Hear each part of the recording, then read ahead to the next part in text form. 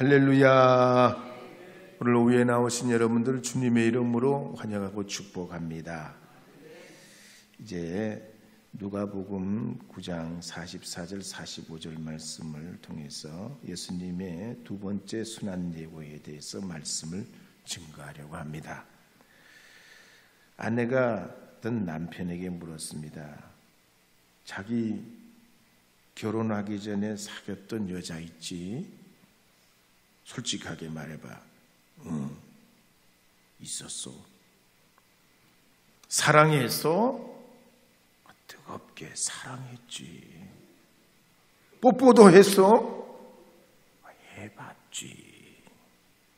그럼 그 여자 지금도 사랑이야? 그럼 첫사랑인데. 완전히 이 아내가 뚜껑이 열려. 야, 그러면 그년하고 결혼하지 그래? 그려, 그년하고 결혼했잖아.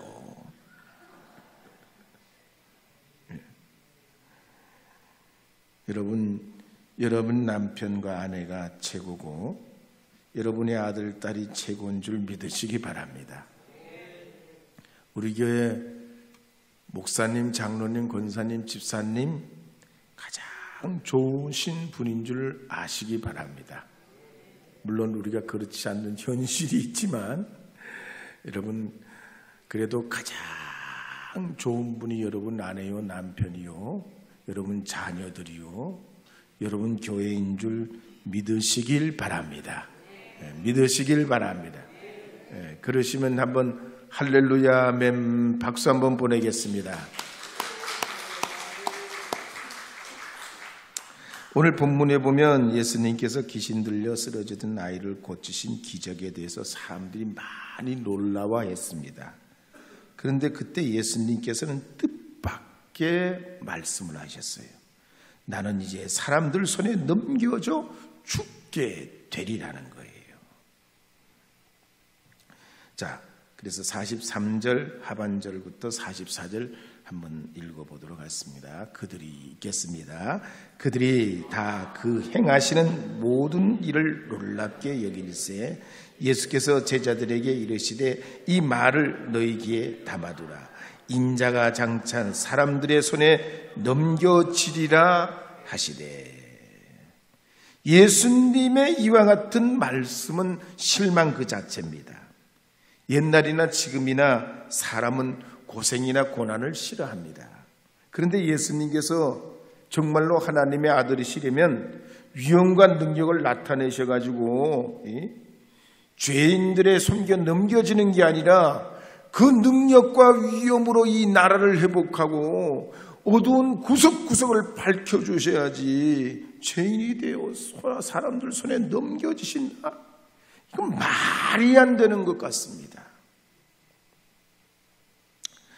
어떻게 보면 이런 거는 만약에 있다 해도 없는 것처럼 해야 되고 없어도 없는 것처럼 해야 되는 일인데 예수님께서는 왜 사람들을 굳이 실망시키시는 말씀을 하시게 된 걸까요? 당시 이스라엘 사람들은 수백 년 동안 나라를 잃고 살아오면서 로마 제국에서 해방되기를 날마다 간절히 희망했습니다. 그런데 그 희망을 이뤄줄 사람은 오직 예수님밖에 없다고 생각했는데 예수님이 기적도 능력도 행하시고 참 그 행하시는 모든 것이 메시아인 것 같은데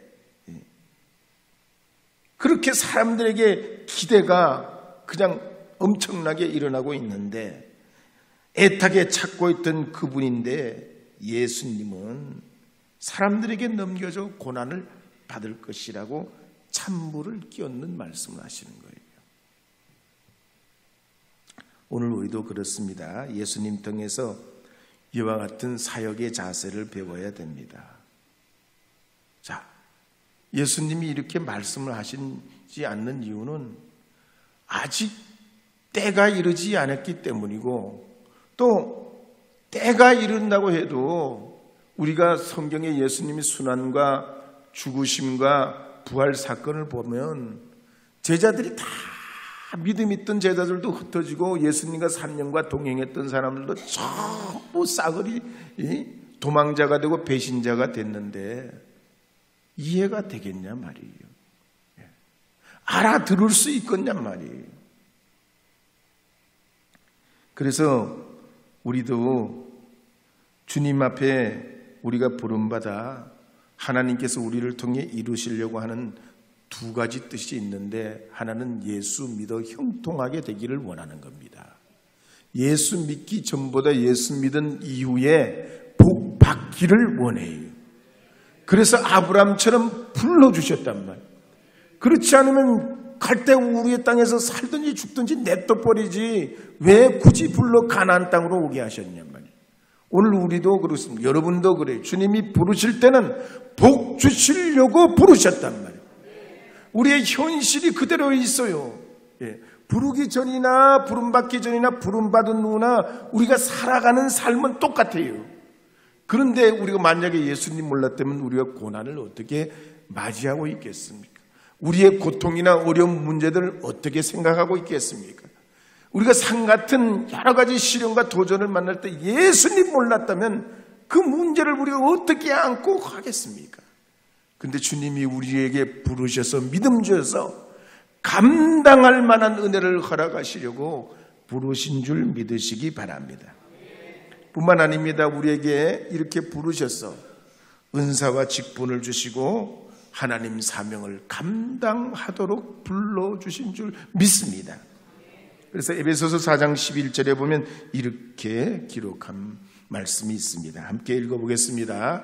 그가 어떤 사람은 사도로, 어떤 사람은 선지자로, 어떤 사람은 복음 전하는 자로, 어떤 사람은 목사와 교사로 삼으셨으니 각각 직임과 직분을 주시려고 부르셨단 말이에요.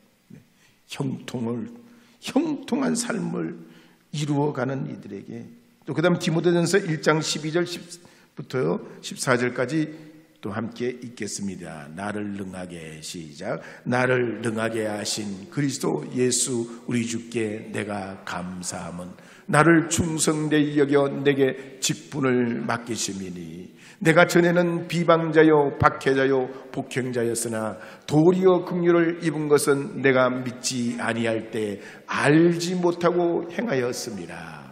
우리 주의 은혜가 그리스도 예수 안에 있는 믿음과 사랑과 함께 넘치도록 풍성하게 하였도다. 이렇게 우리를 불러 직분을 맡기신 것은 알고 보면 내가 주님을 알고 믿지 못하는 믿음 없었던 때에도 얼마나 긍휼을 베풀어 주셨는지 그 긍휼이 넘치는 은혜였다는 얘기예요. 넘치는 은혜로. 그래서 우리로 하여금 그 넘치는 은혜를 통해서 사명 직분을 감당하도록 맡기셨다는 얘기입니다. 그런 사명과 직분이 뭐냐면 헬라어는 디아코니아예요. 우리말로 이걸 풀면 뭐냐면 봉사와 섬기는 삶이에요. 봉사와 섬기는 삶. 내가 예수님 몰랐을 땐 1인분으로 살아갑니다.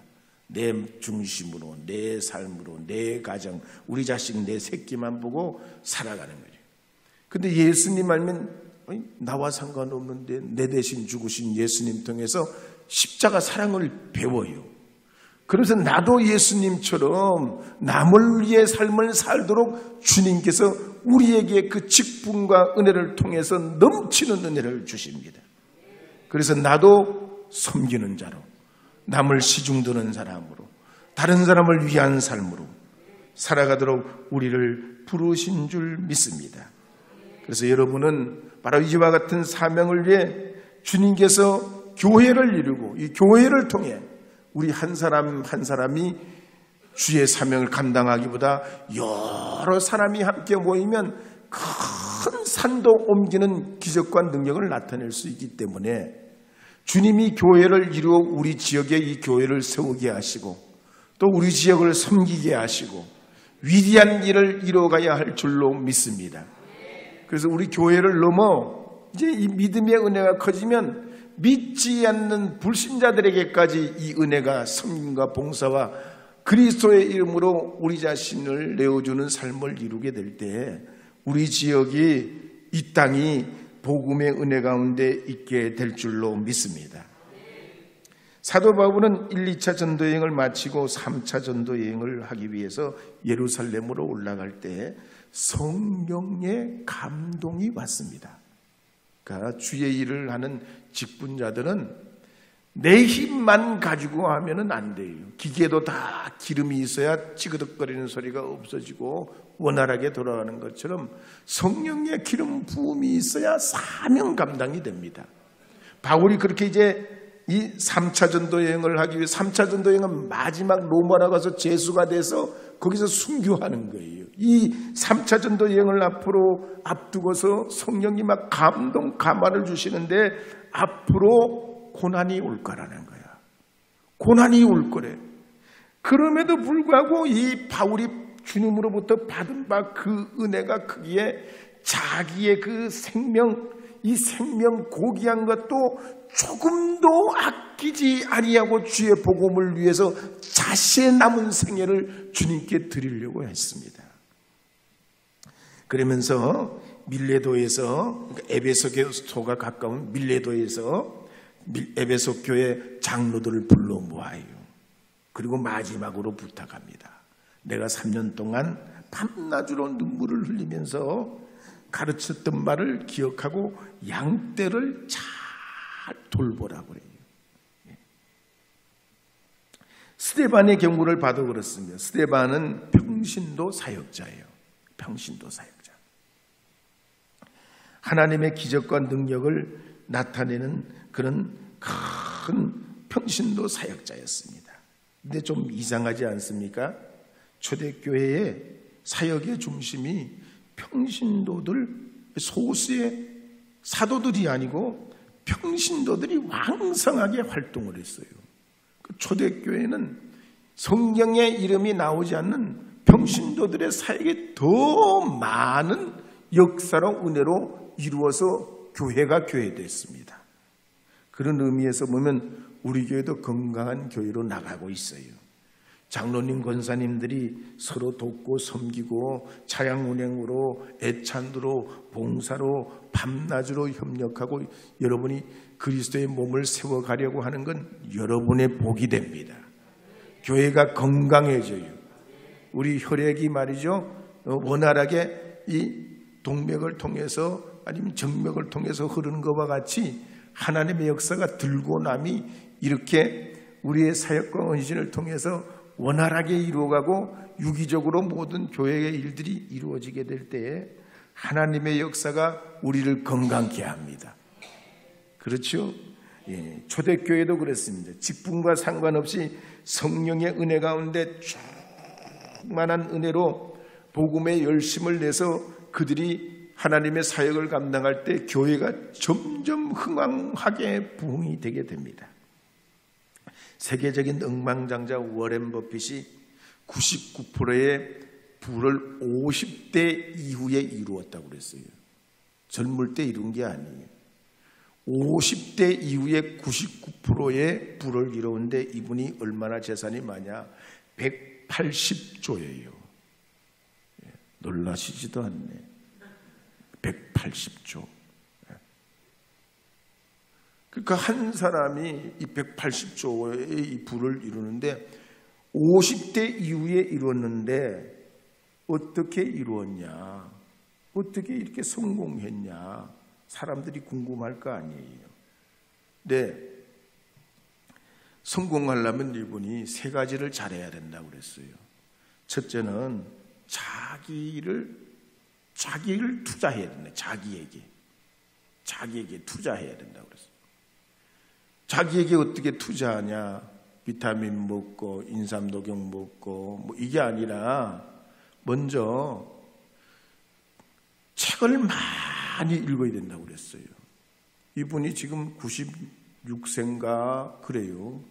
그런데도 지금도 독서를 계속해요.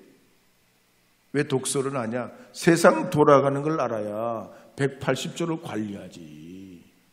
까막눈이 돼가지고 세상은 어떻게 되는지 몰라도 그 돈이 많으면 못해. 다 허탕에 집어넣고 어디에 어떻게 되는지 모르고 사기당하고 그러는 거지. 뭘 알아야지 관리가 되지. 그렇지 않겠어요? 그럼 모르면 줘도 감당이 안 돼요. 그 세상 돌아가는 걸 다 이보는 신문뿐만 아니라 세상에 중요한 베스트셀러 중요한 책들을 도서책을 그렇게 어릴 때부터 읽어왔어요. 그러니까 뭐라고 하면 다른 사람보다 먼저 아는 거야. 먼저 알아. 그러니 좋은 투자처가 어딘지 알지. 그래서 투자하면 성공하는 확률이 다른 사람보다 높은 거야. 남들은 가만히 볼 때 그 사람이 그냥 운이 좋아가지고 대단한 부자가 된 줄 아는데 아니에요. 먼저 자기 관리를 잘 해야 된다고 그랬어요. 그 다음 두 번째는 건강관리 잘해야 된다고 그래요. 건강관리. 건강관리는 50대 넘어가지고 건강관리하면 안 된다고 그러죠. 50대 넘어서 그때 건강관리하면 이미 늦어. 건강관리는 젊을 때부터 나이 어릴 때부터 건강관리를 계속해야 지속적으로 이 건강이 시너지가 일어나는 거지. 나이 많이 잡숴가지고 그때 건강하려고 한다고 뭐 이거 먹고 저거 잡수고 이렇게 해가지고 그건 오히려 소화가 안 되고 더 몸에 해가 될 수 있어요. 그러니까 여러분 건강관리 하시기를 바랍니다. 그 다음에 세 번째로 좋은 사람들과 어울려야 된다고 그랬어요. 좋은 사람들. 그 좋은 사람들은 나보다 나은 사람과 어울려야 된다고 그랬어요. 나보다 나은, 배울 점이 있는 사람들과 어울려야 된다고 그랬어요. 그러면 한 가지라도 배울 점이 있다는 거야. 여러분, 그렇죠? 여러분이 살아가는 삶에도 그렇습니다. 우리가 건강하게 성장하려면 이렇게 하나님이 주신 교회도 마찬가지고 우리가 이루어온 가정도 마찬가지.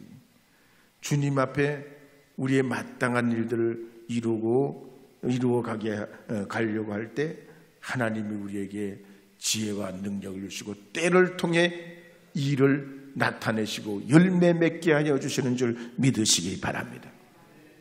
하루는 남편이 바깥에 나갔다가 돌아오면서 아주 웃는 모습으로 돌아왔어요. 아내가 궁금한 게요. 여보, 오늘 무슨 그렇게 즐거운 일이 있었어요? 이렇게 남편이 아주 싱글벙글하면서 오늘 점심때 식당에 갔잖아. 아, 그래요? 그런데 선불을 내려는 거야. 그래서 어떻게 해요? 선불을 냈지. 얼마나 냈게요? 10,000원을 냈어. 근데 밥값이 얼마게 10,000원을 냈어요? 밥값은 5,000원이요. 그래서 내가 선불을 10,000원을 냈어. 그런데요? 근데 이 말이지, 이 멍청한 주인이 거스름 돈을 주는데 나한테 6,000원을 주잖아. 6,000원? 6,000원을 주는 거 아니요? 6,000원을. 그래서 어떻게 주인이 다시 받으러 왔어요? 아니지. 왜 그 주인이 받으러 오도록 기다려? 나 화장실 가는 척하고 얼른 나와버렸지. 그럼 번 거요, 미친 거요? 번 거요, 미친 거요? 예? 못 본 거지. 예? 여러분, 우리가 더하기 빼기를 잘해야 돼요. 그렇죠? 유대인들이 그랬습니다. 예수님이 대속의 주님이시고 우리의 메시아신데 그들은 결코 그렇게 생각지 못하고 예수님이 고난과 십자가를 얘기하니까 그걸 도무지 이해하지 못하고 그냥 이렇게 말합니다. 그래서 누가복음 24장 26절 말씀에 보면 이렇게 기록합니다. 누가복음 24장 26절입니다. 함께 읽겠습니다. 그리스도가 이런 고난을 받고 자기의 영광에 들어가야 할 것이 아니냐 하시고 24장 46절도 읽어보겠습니다. 또 이르시되 이같이 그리스도가 고난을 받고 제3일에 죽은 자 가운데서 살아날 것과 예수님이 고난과 순환과 죽음이 있어야 그 다음에 영광의 부활이 있다는 거예요. 이게 더 중요하단 말이에요. 예수님 사역의 가장 정점이 죽음에서 부활이란 말이에요. 그래서 오늘 우리에게 주님께서 우리가 예수님 믿고 신앙생활을 하면 가장 중요한 핵심이 뭔지, 인생의 키가 뭔지 주님은 우리로 하여금 깨닫게 하여 주실 줄 믿습니다. 하나님의 뜻이 어디 있는지, 주님을 존귀케 하는 일이 무엇인지, 주님 앞에 우리가 살아가는 건강한 신앙인이 어떻게 되는지 바로 그리스도 예수를 통해 일생과 생애와 모든 사역의 일을 통해서 우리가 배우게 되는, 특별히 여러분이 여러분의 사역과 직분을 통해서 믿음 생활을 통해 이루어가게 될 때 하나님의 그 뜻을 깨닫고 예수님이 하나리 미달이 되셔서 수많은 열매를 거두시게 된 것처럼 우리도 청지기 사명 감당해서 하나님의 귀한 영적 열매를 이 땅에 많이 거두고 우리 주님 부르실 때 할렐루야 주님 앞에 갈 수 있는 믿음의 자녀들 되게 하실 줄 믿습니다.